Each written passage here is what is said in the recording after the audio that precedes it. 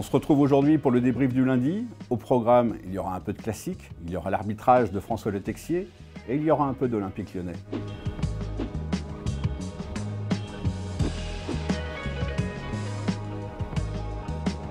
Le grand débat du week-end, ça aurait été l'expulsion d'Amin Harit par François Le Texier à la 20e minute du classique dimanche entre le PSG et Marseille. Alors c'est vrai que ce classique qui était déjà bien bancal à ce moment-là, que l'OM avait été ridicule et le PSG très supérieur, mais c'est quand même le coup de sifflet qui a fait basculer la soirée vers le néant et vers l'ennui. Le problème de ce coup de sifflet, c'est pas qu'il soit imaginaire, parce qu'il n'est pas imaginaire, il y a un contact qu'on peut interpréter et qu'en l'occurrence, on a le droit de penser que le VAR et François Le Texier eux-mêmes l'ont surinterprété. Le problème aujourd'hui, c'est qu'avec les décisions arbitrales et la VAR, il n'y a plus de zone grise, il n'y a plus de doute. Le foot est régi désormais par des décisions binaires. Il y a hors-jeu ou il n'y a pas hors-jeu, il y a rouge ou il n'y a pas rouge. Alors que là, franchement, c'était pas forcément rouge, c'était peut-être jaune-orangé, et il fallait en rester là. François Le Texier s'est réfugié derrière, on va dire, la justesse technique de sa décision, mais ça suffit pas. Et d'ailleurs, dimanche soir, tous les anciens pros qui ont participé au débat, que ce soit sur la chaîne L'Équipe ou chez le diffuseur, n'ont pas vraiment compris cette décision. Encore une fois, c'est une décision qui repose quand même sur un contact qui est extrêmement litigieux, voire un peu brutal, mais qui ne nécessitait pas de rouge et qui nécessite sans doute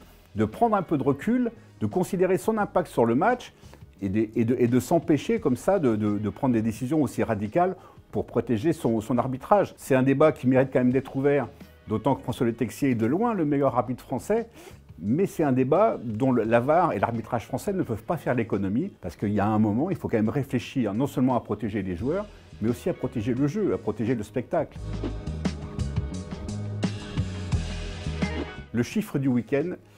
n'est pas tout à fait celui que tout le monde espérait. La réalité, c'est que tous ceux qui suivent le championnat, tous ceux qui adorent le feuilleton et tous ceux qui adorent qu'il y ait des rebondissements, espéraient un peu trouver 3 équipes à 20 points à la fin du week-end, Monaco, le PSG et l'Olympique de Marseille. La réalité, c'est qu'il y a 6 points ce matin entre le PSG et l'OM, et la réalité, c'est qu'il y aura beaucoup plus que ça à la fin de la saison, parce que s'il y a une chose que certains matchs, notamment le match contre Angers, et celui du dimanche soir ont rappelé, c'est que l'OM est un peu surévalué, la valeur de son effectif est surévaluée, sous prétexte qu'effectivement Roberto De Zerbi a un concept de foot qui peut être séduisant et qu'il en parle de manière séduisante. On a un peu trop tendance à transférer ça sur ce nouvel OM. La réalité, c'est que si c'est un nouvel OM, il a été insuffisamment agressif, insuffisamment